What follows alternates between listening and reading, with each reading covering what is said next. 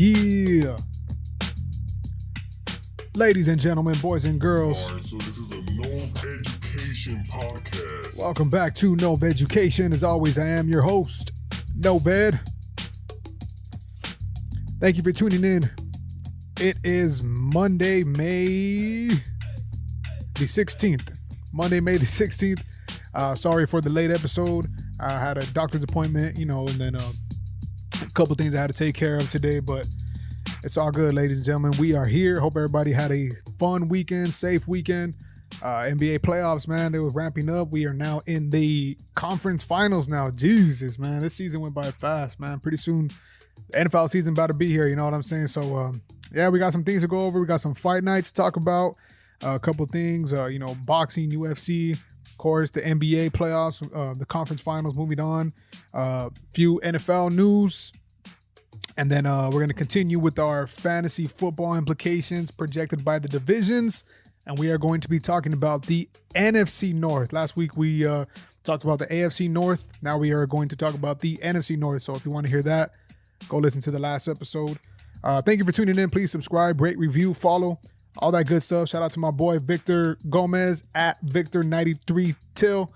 Shout out to the Dead Space ENT. We will be recording tonight. So go follow us on Spotify, Apple Music, Spreaker, all that. And you could do the same for this podcast too, man. But thank you for tuning in. But yeah, first, before we get started, I just want to say, thank you guys for listening, subscribing, responding to everything on my social medias, all that. Last week, I had a scare, I would say, a health scare. But we all good now. We good. Everything's taken care of. Everything's fine. We can just relax our shoulders, I just want to say, take care of yourself.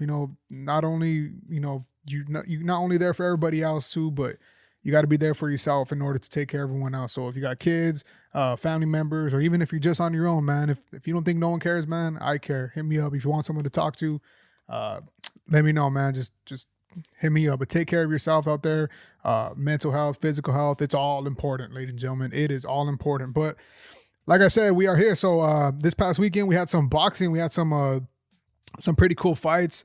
The big main event last week was Jermall Charlo finishing Brian Castano in the 10th round at 154, becoming the 154 undisputed champ right there. I think the undisputed champ is the 154. I'm getting my all my boxing rankings right now at boxailguide.com.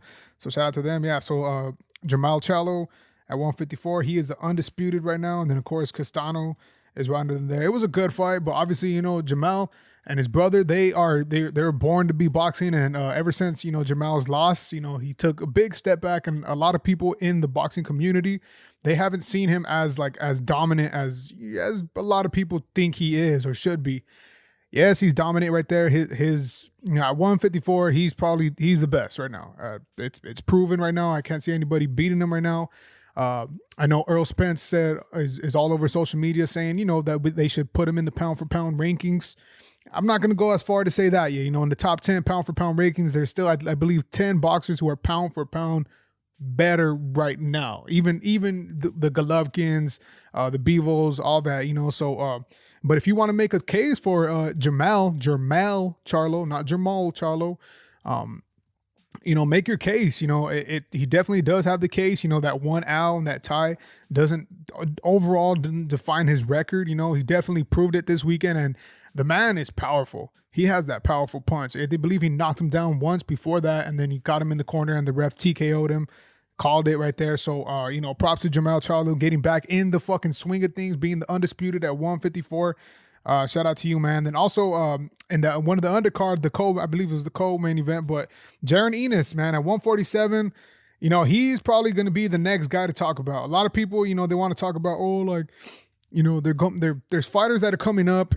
There's so many boxers that are coming up right now. Boxing is beginning to be a big sport yet again. So I encourage you, if you want to get back into boxing, now is the time to do it. Jaron Ennis right now, he is the one who's going to come up, and he's going to be in that division, that 150, that 147 pound, that weight class. It's a killers, man. Those are some killers right there in that 147. You want to talk about Terence Crawford versus Earl Spence Jr. You know, they're about to get it cracking. I hope they get it cracking because that's the fight that everybody needs to see.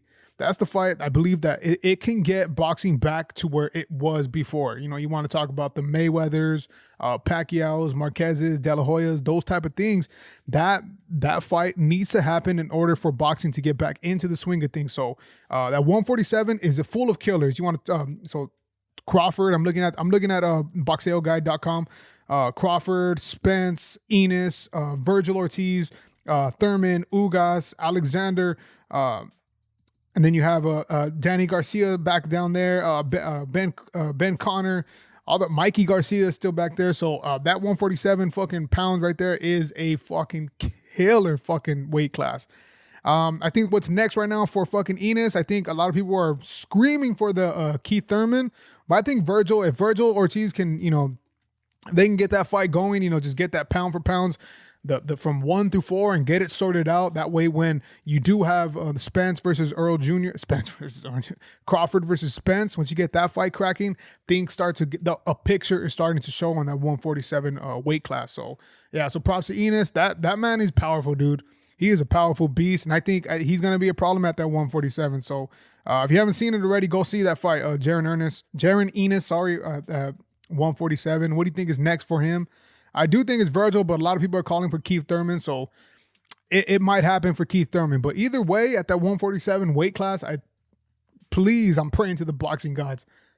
Crawford versus Spence. This is the fight we all need, bro. This don't Pacquiao us, don't Mayweather us, don't fucking Canelo Mayweather us. Don't do none of that, bro. These are pound for pound the two best fighters right now, and they can get it cracking. We just see it in the women's. Now we got to see it in the men's. And you know, at 147, full of killers. We need somebody to come up on that. So praying to the boxing god for that.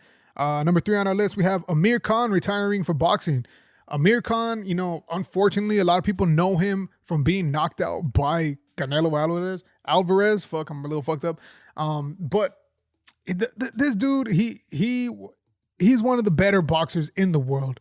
You want to talk about the speed, being a tactician in the ring. I know he took that L against Canelo, and then, you know, he wasn't really never the same, but props to this man. I think Amir Khan, he's one of the better fighters that we have seen.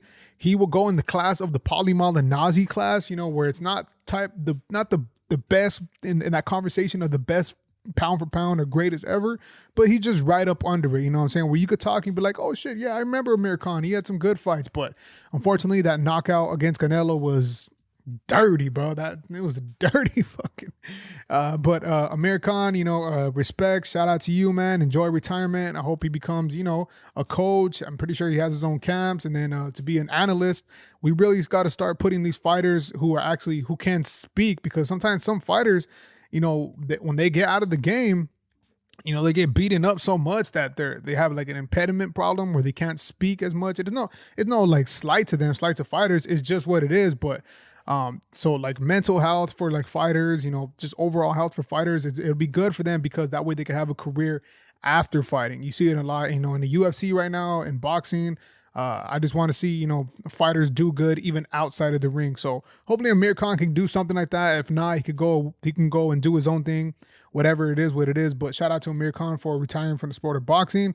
And last on my show notes, the WBC, the 135 pounds, has ordered the eliminator fight between Ryan Garcia and Isaac Cruz. That is what we need. This is one of the fights that we would like to see. I want to see Gervonta Davis too versus Ryan Garcia, but let's check out that 135 division right now. Let's check out that 135. The 135 is nice. It's a nice division right now. Let's see. Okay, we got, of course, Lomachenko, Haney, Davis, Cambosos, Teofimo, Garcia, Zepeda, Comey, Rivera, Diaz, Cruz. Oh, you got some killers up in top. From the basically the top 10, top 11 is all full of killers. Anybody can go over that shit. God damn! But they ordered that fight. I think that fight is the best fight that needs to happen right now at that 135, because yes, you got Ryan Garcia barely coming back into the things. I don't know if Lomachenko, when he is gonna fight. Devin Haney's gonna fight Cambosos soon, and then you have Davis, who's gonna fight in a couple of weeks, right? I think in a couple of weeks, or in a month or something like that. I know Davis has been active, and if Davis is more active than Garcia, and I think that rivalry has to be put away already. The new rivalry has to be Isaac Cruz versus Ryan Garcia. Cruz recently came out and said that he doesn't think it's going to happen, that he's not comfortable that it's going to happen, but Ryan Garcia wants to make it happen in LA. I don't know. Whatever you need to do, bro. I think he's still in Golden Boy, right? Yeah, I think he's still in Golden Boy. So Golden Boy and let's see, Isaac Cruz and PBC. Y'all got to get that fight cracking, bro. Y'all got to get that fight cracking, because if you don't, it's going to be another one of these things. Like where fighters are not fighting in their prime state, you know. Not to say that Garcia and Cruz are in their prime form right now, but it's one of those fights that, hey, the numbers are there. The path is set. You guys got to start. You guys got to make this fucking shit happen, you know? So I would like to see that. You know, Cruz just lost to Davis, so that would be a good fight for, well, no, before Cruz's last dub. When Cruz fought Davis, he lost to him, so that will make a good, like, you can see where you will be able to see where Garcia is between Davis and Cruz. So if he wins and if he doesn't win. So that's the fight I think that I am probably second most excited for, because I am excited for Haney and Cambosos. But of course, with all the star power behind Garcia's, you know, social media, and Isaac Cruz, now that he's getting that look, people are starting to figure out and find him, figure out who he is and what type of fighter he is, the bulldog. You know, I think that this is the fight that needs to happen as well. A main event, yeah, not going to be in the undercard or whatever, but I think it might be in like, I think it might be a DAZN fight. I'm pretty sure it might be a DAZN fight, but that's a fight that needs to happen as well. But yeah, so that's all I have for in the boxing community right now. But hey, boxing is getting back, man. Boxing is becoming this. It's the wheels are clicking now. It took a minute for them to get back into it. It was a little slow for a while. All we had was those big heavyweight fights, but now it's coming back in a big way. And if you're curious about it, I think right now is the best time for you to get back into the swing of things, because it's coming back, bro. I know UFC has all the flame right now, but boxing is the lava. It's just all right. Let's go back. Let's go now to the UFC, man. UFC this weekend. There was a fight night, and then you have the upcoming fights that are happening up later. But number one, first, I want to say Cain Velasquez, he had his bail hearing today, and for the second time, he was denied, man. From the outside looking in, of course, you know that this man, he did all he could, and it's exactly what the saying is. You would do. Everyone says that they would do it, and he did it. You know what I'm saying? I believe that the judge denied him on the grounds to say like that it was the most reckless thing to do. I mean, of course, you can't disagree. You can't. It's hard to agree and it's hard to disagree with it, but the whole situation is just fucked up. Would I have loved to see him get bail? Yes, but I think through time with people talking about it, the media covering it, and I don't know if he can get a third bail hearing, but I think over time to this whole thing that it will lighten his sentence, because, you know, he's a good guy. Yes, you know, when your daughter, you know, you have a daughter or a son, if you're a father, I'm not, so I can't relate like that. But if I had a son and a daughter and that was happening to them, man, I think I would show less restraint than Cain Velasquez. You know what I'm saying? So I hope he's doing all right. You know, I hope he's he's being treated fairly and inside prison right now, or jail. But it's an unfortunate situation, but know that the whole community, all of us, our thoughts and prayers are with you and your family, Cain Velasquez, and all hopes for the best. You know what I'm saying? All hopes for the best. But the fight night this past weekend, we had Jan Blachowicz versus Rakic. Wait, right? Was it Rakic? Yeah, Rakic. I saw this fight. I think Rakic was Alexander Rakic. Yeah, it's Alexander Rakic, right?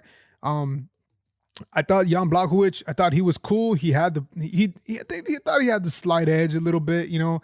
But Rakic looked fast. Like, he looked fast and he was quicker. Like, his punch was quicker. He looked like he had a little bit more stamina, but obviously the Polish power was still there for Jan. And I know this weekend that Glover Teixeira, because Glover Teixeira is about to fight with Yuri, and he had tweeted, I believe, to Jan saying like, "Hey, win your fight. That way we can get it cracking again, because I'm gonna take care of what I'm gonna need to take care of, whatever." Unfortunately for Alexander Rakic, unfortunately, I believe he tore his ACL. His fucking knee blew out, and it looked nasty. But have you seen how he stepped on it? It was just kind of like a rubber band. Like his knee didn't hold up well. So I mean, it is what it is. I would have liked to see Rakic versus Yuri because those are the up and coming young studs right now that are at the top of their games right now. Jan and Glover, they're both, they're older, savvy veteran fighters in the light heavyweight division. But Rakic and Yuri, I thought that they were going to fight together. I know I haven't talked about them too much on the podcast, but outside with people, I always say like, hey man, I think they're going to be the ones running the table, especially Yuri. Yuri's a bad motherfucker. But I thought if Rakic can squeak by or get this dub, I think he would still have a good enough chance, because he's young and he knows the game well. He looked good. It wasn't like he was looking bad. It was just that Jan Blachowicz has been there in the big time, the big moments, and he knows how to win rounds. You've seen it with obviously Israel Adesanya. Unfortunately, he fucked up his knee, and now we'll probably have to wait a few more fights if we even can get it between Yuri and Glover Teixeira. But yeah, man, it was a cool fight. Unfortunate, but whatever. So now we just wait. Now we wait for Glover Teixeira versus Yuri Prochaska. He is a bad motherfucker. If you don't know who Yuri Prochaska is, go look at his fucking highlights. He just looks like a fucking killer. I personally think he's gonna take out Glover Teixeira. No fucking hate towards Glover. It just he has it all as a fighter. Especially in that light heavyweight division. I think he could do it. Let's see the upcoming fight nights. So next fight night we have is we have Holly Holmes versus Vera, and then we have Michael Pierre is fighting versus Santiago. After that we have the fight nights versus Volkov versus Rosenstrike, which is Volkov is always a good fighter. Rosenstrike is fighting. I believe that they might be fighting in England, I believe. I'm not too sure. But then the UFC 275, Glover Teixeira versus Yuri. And then we have Valentina Shevchenko versus Santos Shevchenko, my girl, back at it. And then, of course, the women's strawweight, that triangle, that love triangle that we all love to watch. Zengwei Lee versus Joanna Jędrzejczyk. Can't wait for that fight, man. That fight's going to be fucking killer because I know Wei Lee wants to get back in it, especially with fucking Rose Namajunas losing. So I can't wait for that. And then the next fight night after that, you have Calvin Kader versus Josh Emmett. Yo, Kader in that featherweight, I think Kader, he took his licks. He does have the skill. I believe that he might be the best puncher right there. Correct me if I'm wrong if you guys don't think so, but I think Calvin Kader, he's the real deal, man. I love Calvin Kader, man. I'm a big fan of him. So if he could beat Josh Emmett, I think he could be back into that conversation. Then, of course, you have the Donna Cerrone versus Joe Lauzon fight, which was postponed because of Donna Cerrone getting sick in the last UFC main event. And then you got Kevin Holland being back in it, man, in that welterweight division versus Tim Means. I think that's going to be a good fight. Kevin Holland, he's always a fan favorite. He's all right. And then July 2nd, UFC 276, Israel Adesanya versus Jared Cannonier. You have Alexander Volkanovski versus Max Holloway, which is pretty quick for Volkanovski, but then again, he never really got hurt that fight, And then one of the fights that I'm fucking excited for is Sean Strickland versus Alex Pereira. That's going to be a fucking badass fight. Tune in for that fight. If you don't know who fucking Alex Pereira is, you don't know who Sean Strickland is, fan favorites, go look at their fights, man. But UFC 276 is looking like a stacked fight. You got Misha Tate versus Lauren Murphy, Sugar Sean O'Malley versus Pedro Munoz, Uriah Hall versus Andre Muniz, and Robbie Lawler versus Brian Barbena. Dude, this fight is going to be a fucking stacked ass card. I can't wait for it. July 2nd, UFC 276. It's going to be crazy, but we have a long way to go from that. We have a couple of weekends of fights to go from that, so we'll be talking about that a little later. But, who do you think is going to win between Glover Teixeira versus Yuri Prochaska? This week, who do you got? Holly Holmes winning. I got Holly Holmes winning, of course. And then what do you think with Jan Blachowicz versus Rakic? What do you think that does for Rakic? Do you think he has another chance? How long does he have to wait? What do you think? Mention me down in the comments. And let's move down to, sorry, ladies and gentlemen, let's move down to the NBA. So the NBA, I'm just firing at heart because We got to get out of here in a minute, but I'm sorry about that. But the NBA. So Luka Doncic, ladies and fucking gentlemen. Luka Doncic, ladies and gentlemen. Luka Doncic, give it up. Give it up. Give it up. Luka Doncic, one of my favorite players in the game. I think that he, 2 years ago, I was saying like Luka is a fucking beast. I think he's the best all-around player in the game. Of course, he fell short a few times in the playoffs, and a lot of people, they have their favorite players. Mine was, Kawhi Leonard back, and I still think Kawhi Leonard is a fucking beast. A lot of people like Jason Tatum, Steph, LeBron, all that stuff, whatever. Last night, the Game 7 versus Phoenix, he absolutely destroyed Phoenix. Like, absolutely. It was one of the classic beatdowns. I'm a Laker fan, and if you remember, I believe it was 2007, 2006, Lakers go into Boston, Game 7, and get their fucking ass handed to. Y'all remember that. Y'all remember that. I remember when fucking, it was just, I seen fucking Sam Cassell, Ray Allen just hopping, Eddie House just dancing with that fucking ugly smile. I know how it is, Phoenix.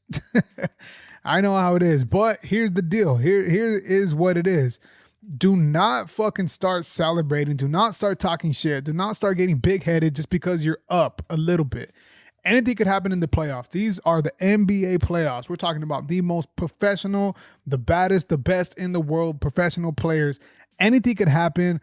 And you just let a fire up Luka Doncic's ass, bro. I think he's the best player in the game. Me personally, I've been saying that I think he's the best player in the game, but this just proves like, okay, if you light up a fire in his ass and you get him heated and you get him that Jordan moment where, and I took that personally moment, he's gonna take it too hard. So Golden State is gonna be a big problem. Boston moving on from they beat Milwaukee. That was a good game. I thought Milwaukee, they could have had it, but of course Chris Middleton was out. That's always a big one. And Boston, they're a team that's been together for a while. They've been through the flames. They've failed together. They've lost together. They've won together. They've had highs and lows. I'm a Laker fan, so fuck Boston. Shout out Kobe right here, baby. Rest in peace. But Boston looks good, man. They look really good. As a team, Jason Tatum is playing out of his fucking mind. I think he's a very special player. Y'all got to watch out for him if you haven't been already. But let's not forget, let's not take anything away from Giannis Antetokounmpo. I want to take a second and just to give my respects and pay like my due diligence to Giannis Antetokounmpo. I'm not the biggest Giannis fan. God-given fucking talent, God-given height, weight, body, just overall just skill. I haven't really never been a fan. I never gave his praise. Even when he had the MVP or got the chip, I was like, yeah, good shit. 2 thumbs up. You know what I'm saying? The man had the best, I guess, series ever. Stat line, I believe it was what? Let's go look at this stat line, man. I want to go back. I want to go back to that stat line. I'm going to go ESPN right now because I never really gave Luka his credit. I mean, Giannis his credit. I mean, I have given him credit, but like I never praised him like that. I never praised. I don't like to praise players. Inside. It's just not my style. But throughout the. Let's see if I can find it. What was the stat line? Forgive me, ladies and gentlemen. Forgive me. I can't find it right now. But the stat line that this man had was the best stat line in any series of any player and the whole NBA. Giannis Antetokounmpo, props to you, the Greek Freak, man. One of the greatest players we have ever seen play the game. Obviously, of course, he got up short because you do need the team to do it, but this man damn near did it by himself with the team that was struggling, and he still was almost in it. So you got to give your props to Giannis Antetokounmpo, the Greek Freak. I think that a lot of people don't like him only because of his raw talent, skill, and just abilities on the court. But I think that the NBA is going to be great, man. The NBA is going to be great because of him. And because of players like Luka, because of players like Jason Tatum, Devin Booker, all that. I mean, even though Devin Booker didn't play too well yesterday, but it is what it is. So you got Miami versus Boston. I believe they're playing right now, right? Let's see, Tuesday. No, they're playing tomorrow. Miami versus Boston. Fuck Boston, but I'm gonna have to go and take Boston. There's no denying though that Jimmy Butler is a fucking dog, and this is gonna be more of a grimier Eastern Conference Finals. I think Miami's a great team. Miami has a great team, and when they get it clicking, they get it clicking. They've been together just like Boston has. You want to say, sixth man of the year, Tyler Hero. I was calling it. When he was a rookie. People didn't believe me, but I was calling it. I want to say that, so I'm gonna get my own props. Shout out to my boy Joanna, the Chippy Guevara. I was calling for Tyler Hero. Duncan Robinson, he finally showed out. People weren't playing him for some reason. He finally showed out. Jimmy Butler, beast. Bam Adebayo, beast. So I'm looking forward to this, but I'm gonna go ahead and take Boston in 7. I think Boston, they're just a little bit more battle tested, and the way that Jason Tatum is playing, I think that man is a beast with Marcus Smart, Jaylen Brown, and the boys. I'll take Boston in that series. Correct me, you can correct me later if I say Miami, but hey, it is what it is. Then on the Western Conference, welcome back to the Golden State Warriors. I never really been a big Golden State Warrior fan, never really been a big Steph Curry fan. I don't like Draymond Green. But props for them getting back. Their team is a nice, solid squad, and I thought that if they faced Phoenix, that they could beat them. I thought that would be a great matchup. When they went through their struggles, people thought, ruled them out. I never really ruled them out because, of course, Steve Kerr right there, Steph Curry, Klay Thompson back healthy, getting into the swing of things. Draymond is there. But I think that, they have a chance to be an absolute dynasty. You want to talk about dynasty in basketball, football, baseball.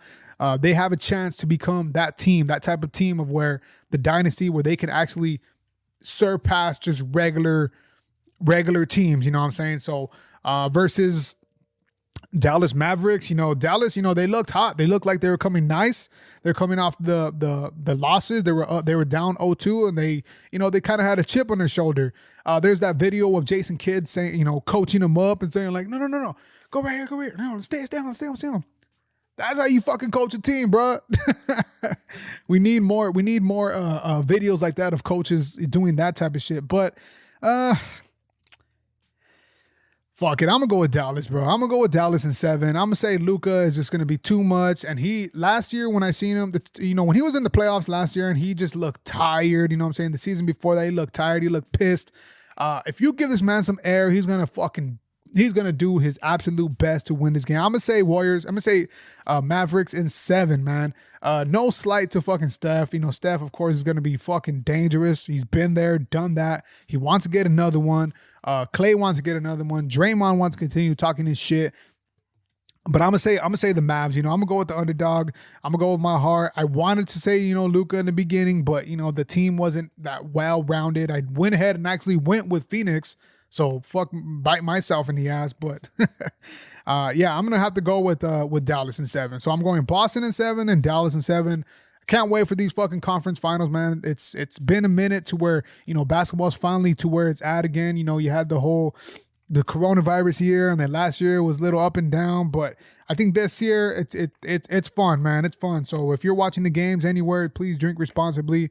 Starting tomorrow, man, we're going to see how it goes, man. But now we're on to the NFL. So the NFL, first NFL news. The Saints get Jarvis Landry, baby. Let's go. Baby. Yeah. All right, I'm going to talk about, the NFC South, in the fantasy, world a little bit later, probably in about 2-3 weeks. We'll see. Unless you guys need me to talk about it, then let me know. But this puts Jameis Winston into a good spot for fantasy football. But overall, in real life NFL football, this is great, man. This is great for the Saints. I'm a Saints fan, of course. Who that nation? But I'm talking. Let's speak at it from the outside looking in now. The Saints look good, man. They look like a good team. This makes them a little bit more dangerous. You want to talk about Michael Thomas coming back? People want to shit on Michael Thomas, whatever, shit on him, but he's still a good receiver. Like I say, he was one of the best receivers in the league. He hasn't caught a ball in 2 years, so I'll give y'all that. But he's still a damn fucking wide receiver one. Come on, bro. He's still one of the best receivers in the league. Just drafted Chris Olave. I think Chris Olave, he has the skill set. I was saying it before. I said that he was going to get drafted by the Saints. Lo and behold, he got drafted by the Saints, and I think that's a good look for them. And so you add Jarvis Landry, you add the feeling of coming back home, you know what I'm saying, with the Tyrann Mathieu situation going on. Defense was top 5 they were 4th in run defense, 14th in pass defense. So top 10 defense overall. You add Tyrann Mathieu on the offense. They were a good offense, good enough offense. They almost had the chance to make playoffs with Trevor Siemian, Taysom Hill, and Jameis, all fucking rotating. Now we still got Jameis, which he's motivated back. Kamara's still fucking good. Troutman is coming back off of his injury. I think the Saints have a big chance to win that division right there. Of course, it's going to be a big, it's going to be a big, it's going to take a lot to do it, but I think they have the chance now, especially with Jarvis. Jarvis gives you that little bit of an edge to where, that veteran mentality plus the big play ability in his own right. Not only that, now you have to worry about not only Michael Thomas, you're going to have always somebody on him. Not only you have to have a spy on Kamara because he's the satellite back with great running ability. Stop fucking hating on Kamara's running ability. Not only do you have the young fucking stud in Chris Olave, who's the sky is the limit for him. Then you add Jarvis Landry, who's done it, who's proven it in the game, bro. Who's done it with Baker Mayfield. Come on, bro. Matt Moore. Come on, Ryan Fitzpatrick. Come on, bro. I think this puts the Saints up there, and I think their win totals go up to about probably, shout out to my boy Joel Guevara. I'd say about nine wins yet again. So, shout out to the Saints, man. Shout out to the Saints. Who that nation, baby? Who that nation? On some more Saints news, Drew Brees, they said that he left, I believe, NBC. So, and he put whether I'm going to come back to play football or whether I'm going to stay a commentator, I can either, nor deny nor confirm the situation. Look. I'm going to be the first to say this. No, I'm not going to be the first to say this, but I will be the first to say this. I don't know. Just stay retired, bro. It's all good, bro. We love you. We love you. We love what you've done for the team. We love what you've done for the NFL, for the sport. You're a great commentator. No, just stay retired. Just stay retired. It's not Tom Brady, bro. You have nothing to prove. You took a year off. You're going to, even if you do come back this season, you have to get back into shape. And it's a new fucking, just because Dennis Allen is the fucking prodigy of fucking Sean Payton doesn't mean that this system is the same system. It's a whole new system, my boy. Drew Brees, if you want to come back, please be a quarterback's coach or an assistant coach or offensive assistant offensive coordinator or something, or a consigliere or something. Do not come back and play quarterback. As much as I would love for you to come back, do not come back. Let's give Jameis a chance. I feel like last year he had a chance to do it. Of course, the injury fucked it all up. I think it's only right to give Jameis his shot. You know what I'm saying? If you want to come back and be a mentor to him or, do something else with the team besides quarterback, I think that's perfectly fine. But as far as coming back to play, don't do that to us, bro. Don't do that to us. It's been too long. So, Drew Brees, love you, bro, but don't come back, please. All right, let's get back. Let's get into the fantasy implications, baby. The fantasy implications presented by myself and my boy Victor, the Ghost Gomez, at Victor93Till. The NFC North, man. Vikings, Lions, Packers, Bears. I'm going to be getting some information from thehuddle.com, so shout out to them. The Chicago Bears, man. So the new system, they're done with the Matt Nagy years, so it's going to be a little bit weird coming into this situation. If you have any players on the Bears, I think you might want to look at them very closely, especially if you're in a dynasty. Hold on to some players, all right? So the key free agent additions, you have Trevor Siemian from the Saints, Byron Pringle, who I think is a good pickup. Is a good pickup from the Kansas City Chiefs. You have Equanimous St. Brown from the Green Bay Packers. Some notable free agent departures. Andy Dalton's gone. Tariq Cohen, it's fucked up, but I love Tariq Cohen, but it's fucked up. He's gone. Allen Robinson to the Los Angeles Rams. He's gone. So I'm pretty sure not a lot of people have Robinson in a dynasty right now. I used to. I dropped him Robinson seems good. I'll talk about him in the NFC West day. They picked up, or they left. They didn't release. Jakeem Grant signed with the Cleveland Browns, and then Jimmy Graham, of course, went unsigned. They drafted Velus Jones Jr. in the round 3, and then they got a running back Treston Ebner in the round 6. Look, man, for the receivers in the dynasty, I think it's all fucked up right now. So you didn't pick up anybody to help your boy Justin Fields. If you have Justin Fields in the dynasty, it's not good. So the winners here, I think the winners here, hear me out. I think the winner here is Khalil Herbert. So I know that David Montgomery is there, right? You have a new system, but it's not the Matt Nagy era. The regime, the new regime is in. And because of what this coaching system did, they did not pick up anybody. They didn't go heavy after any receivers, any tight ends, any other offensive linemen to go and help out Justin Fields. So it seems like it's going to be like a Justin Fields going to be a sacrificial lamb. If you have he is a loser in this situation. He's a loser. Darnell Mooney is a loser in this situation. And David Montgomery, even though I think David Montgomery this season is going to be great, in Dynasty, I think he's a loser in this situation. If you have Justin Fields and you want to hold on to him, I don't blame you for holding on to him because that Darnell Mooney situation could spark. You never know.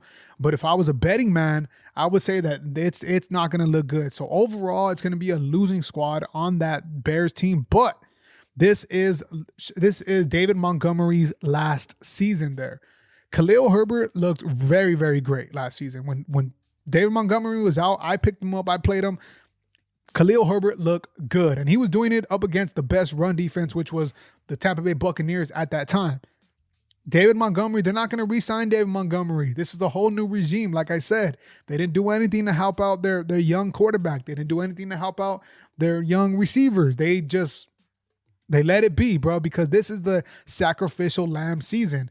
Next season, going into it, it will be Khalil Herbert's 3rd season. So I think in Dynasty, Khalil Herbert is the winner in this team, man. I think you should go after Khalil Herbert late next season. Maybe go for him in the trade low for him because I think he's going to be a big winner next season. Not this season coming up, but next season. If you have David Montgomery there and you need to pick him up in the 5th round, 6th round, and he's the best one on the draft David Montgomery. This season, David Montgomery is going to be cool. He's going to be nice. He's solid. It has absolutely nothing to do with David Montgomery. But Monty, he's going to be gone, bro. He's going to be gone. He's going to be somewhere else. And I think he's going to be I think the Patriots. I think the Patriots. Cole Kmet, if you want to go after Cole Kmet, he was a nice pickup last season for a few games. But like I said, man, that Justin Fields, that it just wasn't right. It just didn't seem right. And they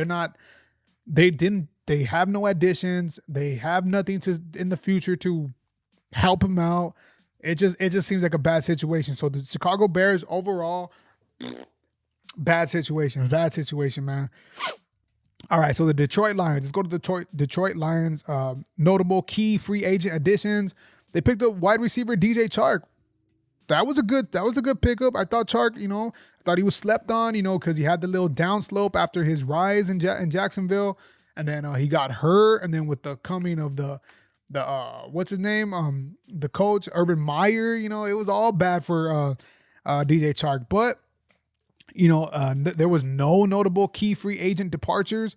And then they picked up Jameson Williams in the 1st round. So I think overall in this, and then you still have Hawkinson, right there, TJ Hawkinson, who is a premier tight end. I think the winners in this situation are DeAndre Swift, TJ Hawkinson, and Jared Goff. I think Jared Goff will be nice because he has 3 receivers to throw it to. You're talking about Amon-Ra St. Brown, Jameson Williams, and DJ Chark. And then Hawkinson is right there. The only thing that I think that could be, a little bit more upgraded for them would be maybe the offensive line. But even then, on the offensive line, they were still all right. Their defense was the questionable one. Of course, you have Hutchinson. They took Hutchinson one. That defense is going to help them out a little bit, get them more involved. But the thing that I like is that their team is a win, hard-nosed team. No matter what, they're always going to try. And you've seen that DeAndre Swift, the seasons to where he is doing good, the games where he does do good, he's on the comeback. You know, they have to pass him the ball, and they do like them checkdowns. Amon-Ra St. Brown won people fucking championships last year. Jameson Williams, some people thought he was the best receiver in the draft. DJ Chark is a big touchdown body. Hawkinson is a top 5 tight end in my eyes. I think fucking Jared Goff and DeAndre Swift are nice, man. They're nice in this one. If you want to go trade after DeAndre Swift, I suggest you do it right now before the hype gets real. Williams, I think if you pick up Williams, it's going to be nice. Amon-Ra is going to be nice. I wouldn't go after those two because I'm not sure how it's going to be in that wide receiver room because, they're not necessarily a powerhouse offense. But Goff, you want to pick up Goff in a 2 quarterback league, or you want to pick Goff. You're not going to draft Goff. But I think in some weeks, you could pick him up on waivers and he'll be a nice pickup. So yeah, the Detroit Lions, I think they got a couple of winners right there. Way better than the Chicago Bears did. Way better than Chicago Bears. Green Bay Packers, baby. The Green Bay Packers. They got some coaching changes, nothing too big, but notable free agents. They picked up Sammy Watkins from the Ravens, which is cool. They just traded away. They traded away Devontae Adams, Marquez Valdez-Scantling is gone, and Equanimeous St. Brown is gone. So last year's wide receiver room it's basically gone.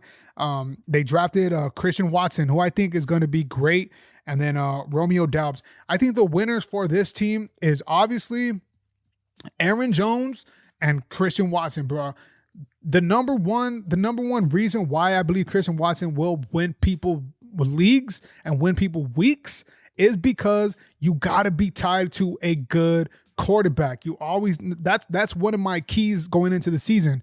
You want to get players who are tied to great quarterbacks to pass on the ball. None of this dinking and dunking anymore. Stop all that. If your quarterback is a known commodity and he's an Aaron Rodgers, Tom Brady, Mahomes, Matthew Stafford, Mac Jones, go after those receivers because they're going to get looks.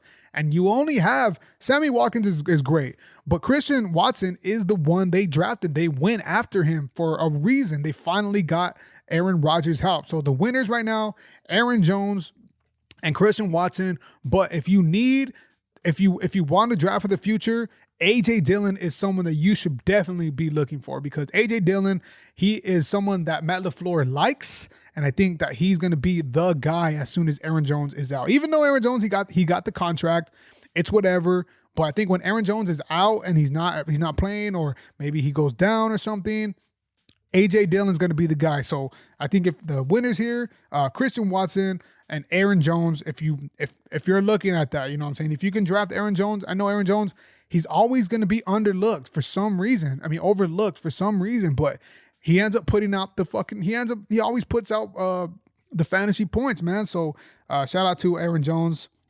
Last but not least, Minnesota Vikings, baby.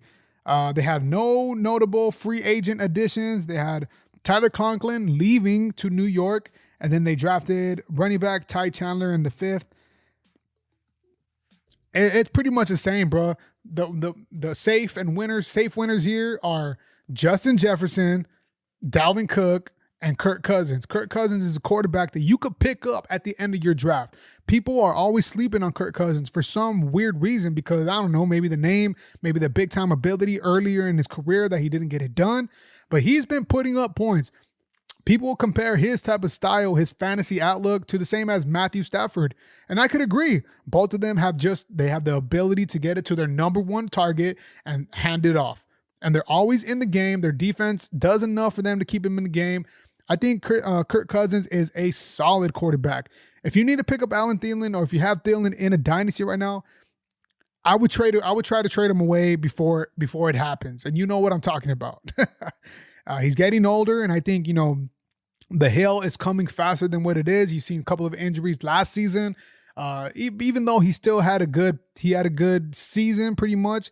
I think it's coming, man. And there's noise coming out of this camp to where they're saying, they might be looking a way to trade him during the season. So Justin Jefferson owners safe. Dalvin Cook managers safe.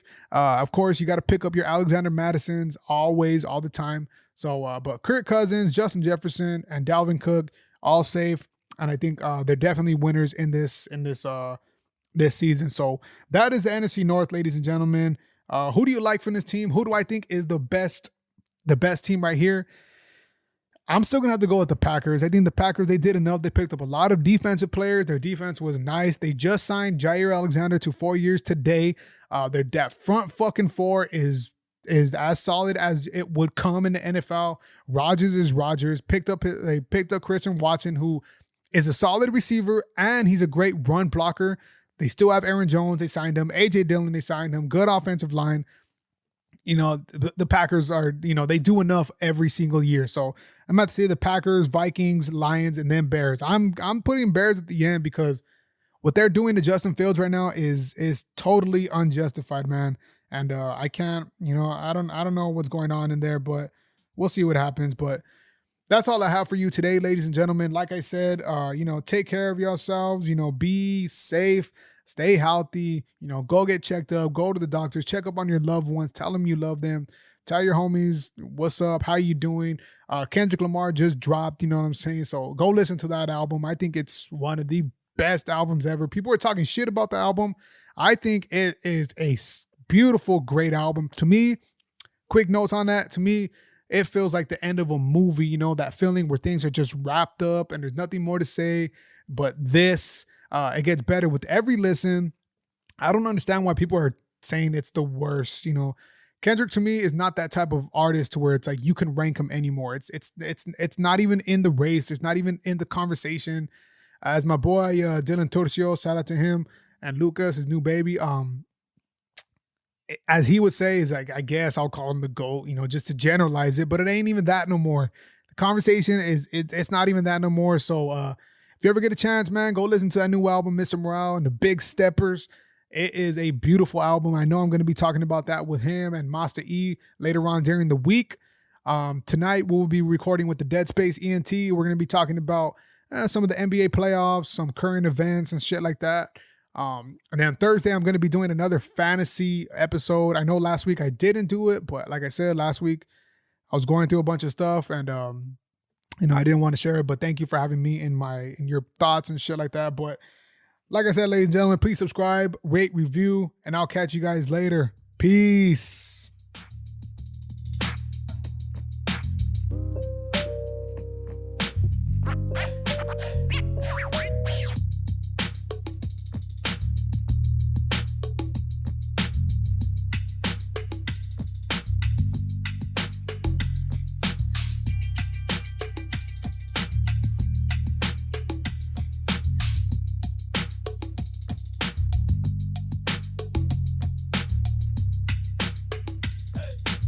Alright, so this is a NOVEDUCATION podcast.